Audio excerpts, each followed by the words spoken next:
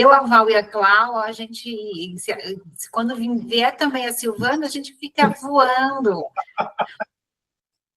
Vamos embora, é com vocês. Né? Alguma sugestão? Bate-papo na janela, bate-papo na janela, bate-papo na janela, bate-papo na janela, bate-papo na janela. Vamos começar o sexto. Clau, de novo, a bola está com você. E eu percebi que no outro episódio, a gente te convidou para te apresentar e você não se apresentou. Então, agora é a hora. Está com você. Bom, meu nome é Cláudia Verdentini Gava Fragoso, eu sou advogada há 23 anos. Minha especialidade é direito de família, inventário, divórcio, e através das constelações eu fui ampliando o meu olhar, melhorando as minhas posturas internas, e através da pós-graduação que nós fizemos juntos na Hellinger, né, eu fui conhecendo e admirando essas meninas que estão aqui, e hoje me sinto muito honrada de poder partilhar. Já fiz bastante experiências em outros assuntos, mas foi por meio do conhecimento sistêmico que eu me senti mais inteira, eu diria, mais profissional, um pouco, não sei se a palavra seria sábia, acho que seria uma arrogância muito grande da minha parte, mas um pouco mais completa diante daquilo que eu vivencio e saber até que ponto as histórias são minhas, são do cliente ou são nossas. E onde que eu me retirar é mais saudável para todos. Chico, você vai falar seu oi especial. Tudo bem com vocês? É um prazer participar do sexto bate-papo. É muito bom e muito interessante o quinto bate-papo. Histórias incríveis. E é muito bom saber que essas histórias vão continuar hoje. E eu estou muito curioso em conhecer a parte do Caibalion que vocês vão contar. E é a sequência de algumas histórias que vocês vão amarrar com isso. Foi muito interessante entender a forma que a constelação vê o direito como um todo, né? Não enxerga só uma parte, não defende só um lado, defende o todo, defende a harmonia do sistema. Eu achei isso muito interessante. Muito obrigado, é muito bom fazer esse sexto bate-papo. Muito bom, Chico, sempre muito bom esses encontros, e hoje a nossa proposta é conversar um pouquinho mais sobre as leis sistêmicas, né, que são as leis que foram percebidas pelo Bert Hellinger, que trazem um olhar mais para o micro, para o olhar da convivência, com o olhar trazido pelo Caibalion com as leis universais, né? O Caibalion, que é esse compêndio tão interessante, tão pequeno e tão profundo, e tão grande, onde se propõem as leis universais, que são leis que, a princípio, explicariam todo o funcionamento do universo, simples assim, né? E ter tido essa oportunidade de fazer o cruzamento entre essas leis que o Caibalion traz, que foram trazidas por Hermes Trismegisto, e essas leis sistêmicas que foram percebidas por Bert Hellinger, foi um grande presente que o curso de Direito Sistêmico oportunizou para mim e para a Cris, né? Eu olho dessa forma. Como é que isso é para ti, Cris? Você sabe que na tua fala, quando você fala as leis universais, eu nunca tinha pensado numa coisa, que as leis universais, agora me deu um clique que tem mais a ver com o meu universo interno do que no meu universo externo. Então, quanto que essas leis, tanto universais quanto as leis do Bert, tem mais a ver nesse momento para mim no meu universo interno. Quando eu consigo admitir que a lei do refluxo, né, aquilo que vai e volta dentro de mim, as emoções que vão e voltam, os sentimentos que vão e voltam, aquilo que está em cima e que está embaixo. Então, aquilo que está em cima está embaixo em cima. a vibração do nosso corpo. O nosso corpo é todo movimento, o nosso corpo é todo vibração. Eu nunca tinha pensado nisso. E quando a gente vai para as leis do Bert, do pertencimento, quais são os sentimentos que a gente nega? O que a gente não quer reconhecer da gente mesmo? As nossas próprias características, os nossos próprios, as nossas próprias dificuldades. Quando a gente não inclui as nossas dificuldades. Eu nunca tinha pensado nisso. Essa parte é a parte que mais eu tenho observado nas constelações, principalmente o pertencimento, né? Porque, então, clareando um pouquinho mais, né, para quem está chegando e não conhece as leis sistêmicas, as 3 leis sistêmicas são o pertencimento, a hierarquia, né, a ordem, e a lei do equilíbrio. Essas são as 3 leis, e são leis identificadas da convivência entre pessoas e entre os animais de uma forma geral, e aqui vai entrar isso que a Cris está colocando, porque para nós fica muito simples olhar quando eu digo todos devem pertencer, todos têm um lugar.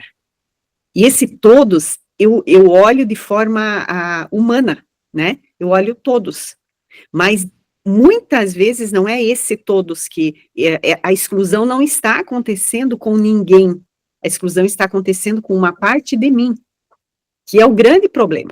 Eu excluo uma parte de mim que eu rejeito.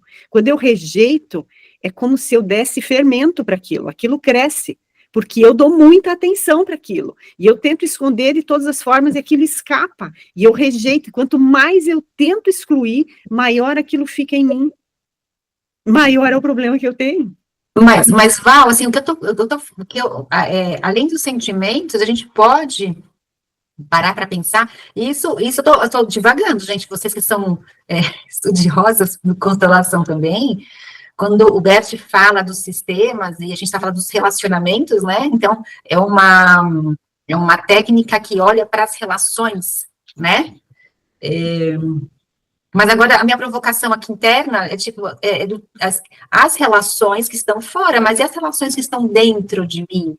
Até mesmo os nossos sistemas, nós temos sistema digestivo, nós temos sistema circulatório, nós temos sistema nervoso, estão todos dentro do nosso universo interno. Todos esses sistemas compõem o nosso ser físico hoje, né, no nosso corpo grosso.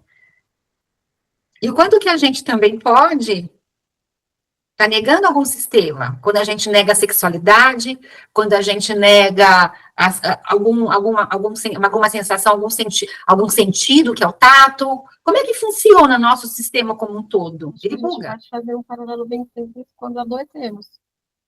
E a primeira coisa que a gente quer é excluir daqui, tirar aquilo, né?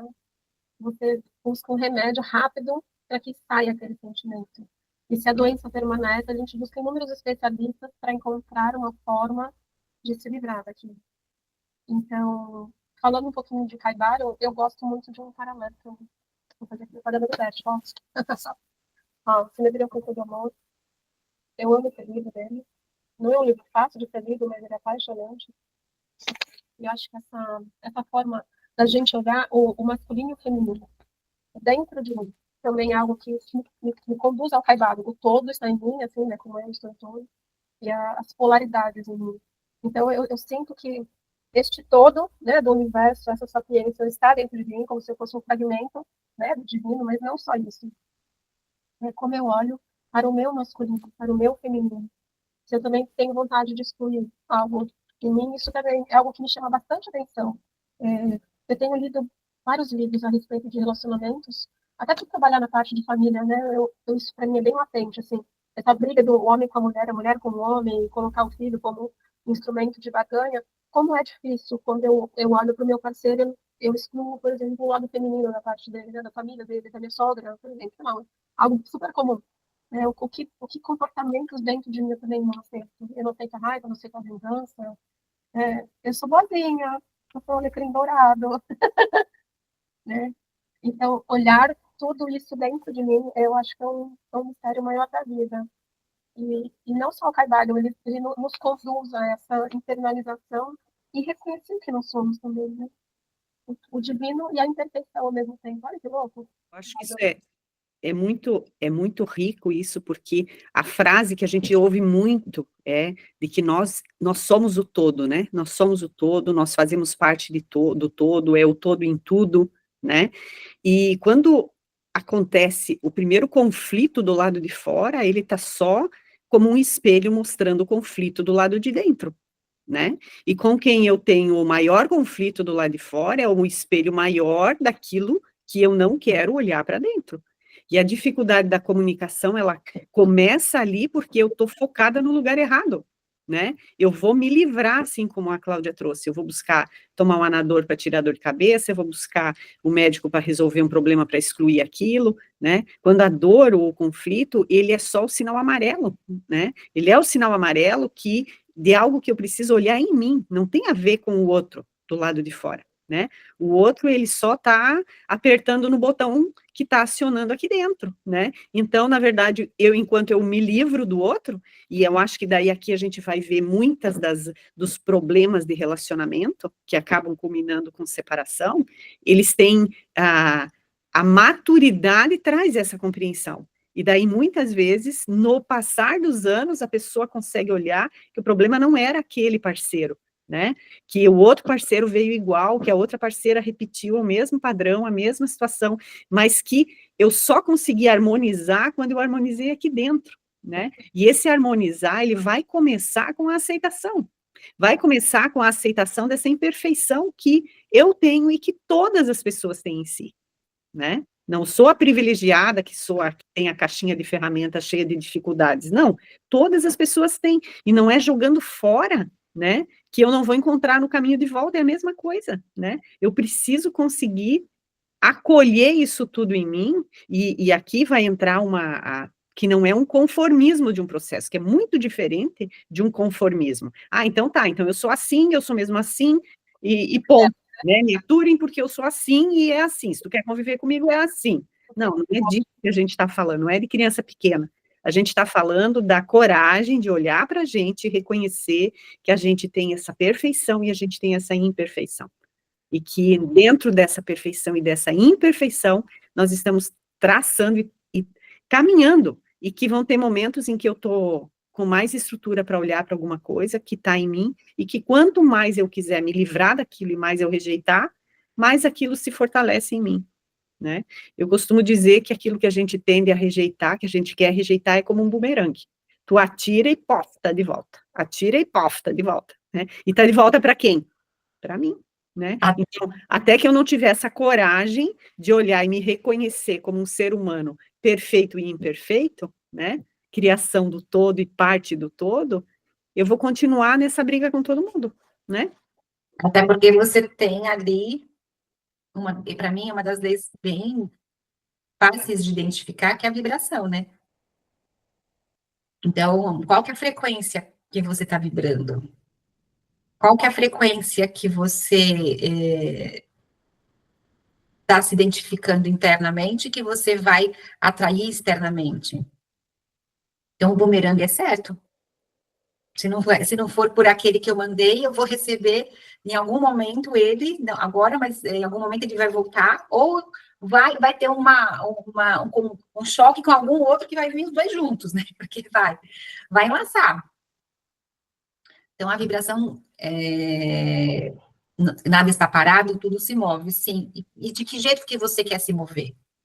Mas também tem um outro lado, porque tem hora que a gente não dá conta de mover diferente, né? Até quando, desculpa cortar, mas quando a gente fala de polaridade, por mais que a gente queira vibrar positivo, tem momento que você não consegue. Estou para baixo, estou ranzinza, estou ácida, sei lá, qualquer coisa. E a gente também não quer.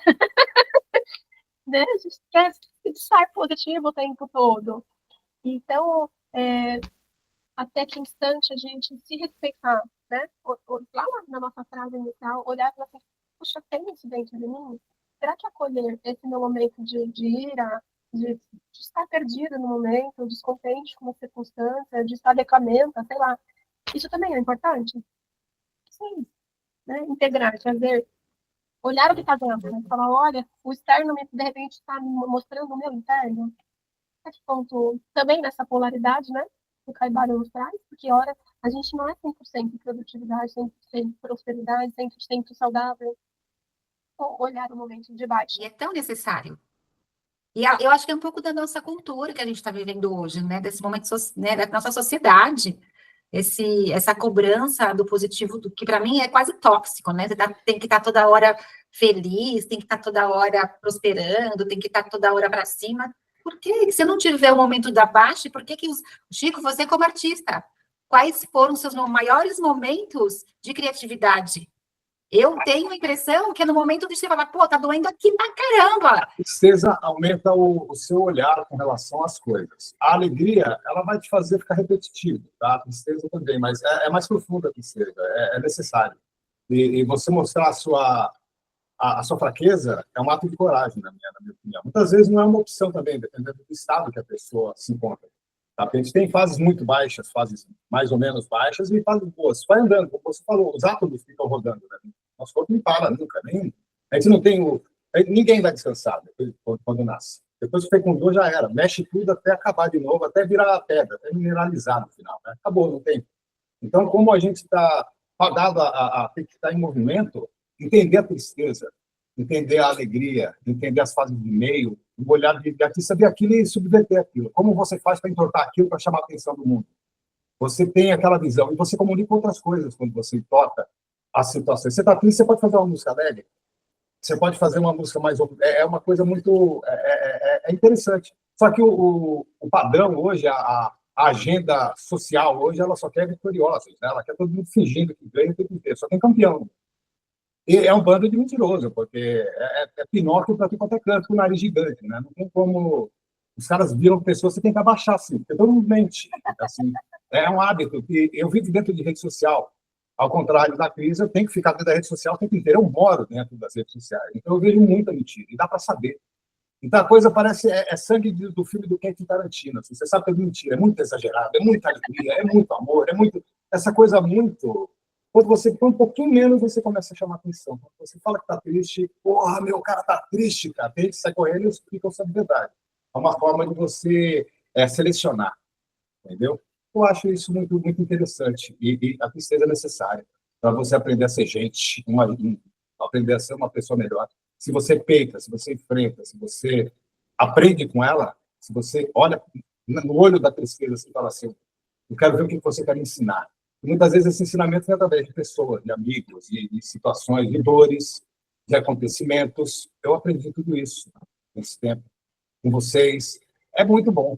É muito bom. Não há faculdade melhor para você aprender a ser gente. A faculdade é um moedor de pessoas, né?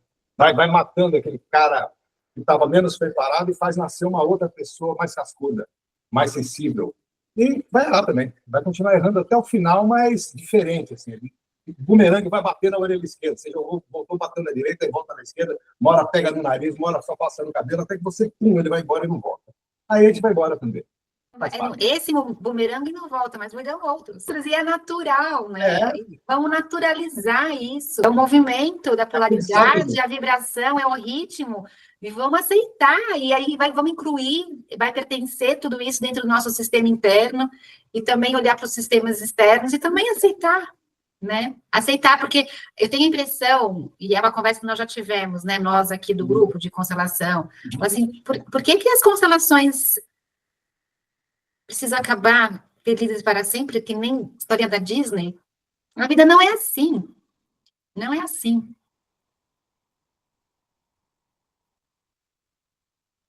O áudio está fechado.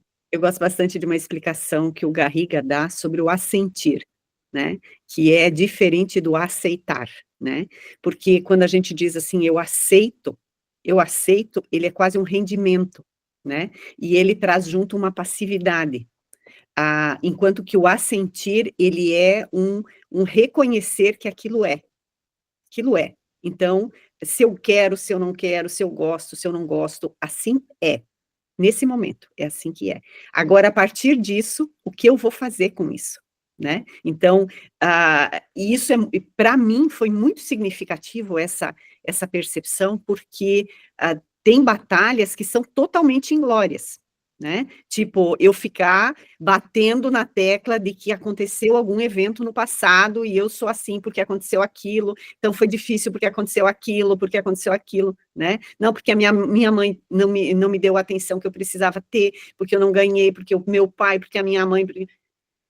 Essa batalha é uma batalha inglória, eu não vou repetir essa vivência.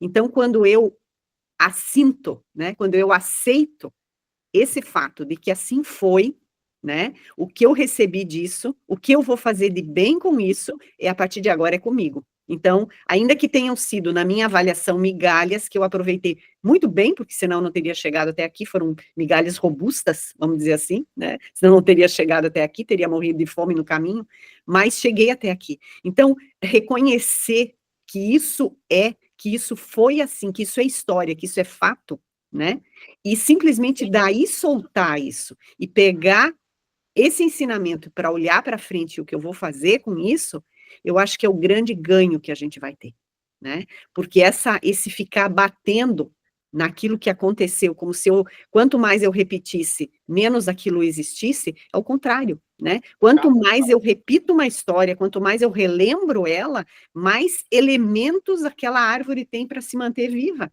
né? Mais profunda vão essas raízes, mais água eu estou dando para essa planta, e aí eu quero que ela diminua a força, mas eu dou muita força para ela, né? Então, eu acho que no momento em que eu consigo olhar para esses fatos e reconhecer que eles foram, mas eles realmente foram, porque eles não estão acontecendo agora, mas enquanto eu continuo repetindo eles continuam acontecendo energeticamente dentro de mim e se fortalecendo dentro de mim.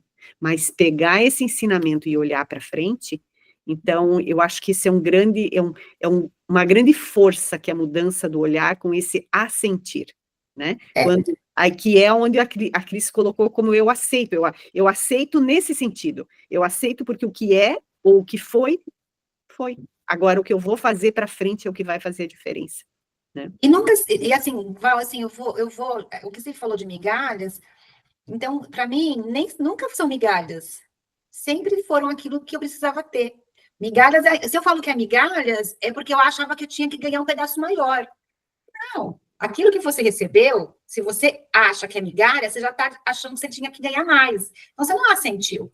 Quando você fala, eu recebi isso, era o que eu precisava?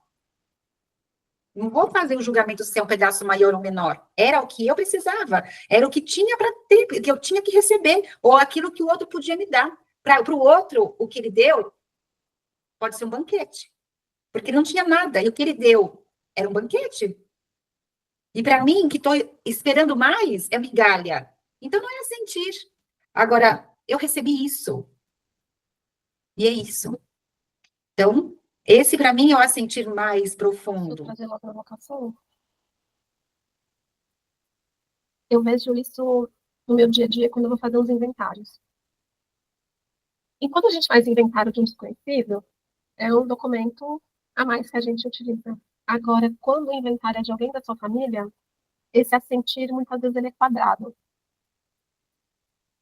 E eu vejo como é difícil aceitar a morte, aceitar a doença, as doenças que não têm cura, aquela sensação de impotência, que muitas vezes nós temos diante de algo muito maior e que sabemos para onde vai. Quando o inventário chega até mim, uma das coisas mais difíceis que eu vejo é assentir com a morte. E que não nos resta fazer algo além dali para frente. Quantas vezes eu já vi clientes chorando na minha mesa porque não disse o quanto amavam o pai, o irmão, de testamentos que são deixados e causam muito mais alvoroço do que qualquer disposição legislativa.